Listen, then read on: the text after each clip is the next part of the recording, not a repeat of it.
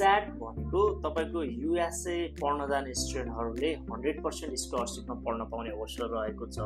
Maximum स्टुडेन्टहरू तपाईले सुनिरहनु भएको छ भने म 100% युनिभर्सिटीमा गइरहेको छु, उल्टा त्यहाँबाट युनिभर्सिटीबाट पैसा पाइरहेको छु भन्ने पनि सुनिरहनु भएको हुन्छ होला हैन।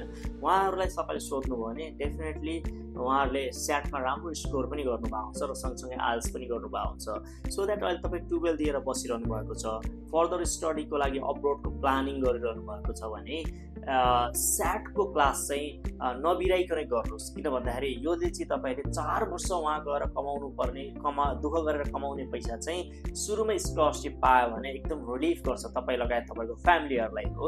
द्याट्स वाइ हाम्रो वहाँ स्याटको क्लासेसहरू स्टार्ट भइरहेको छ, तपाईँहरू आएर जोइन गर्न सक्नुहुन्छ।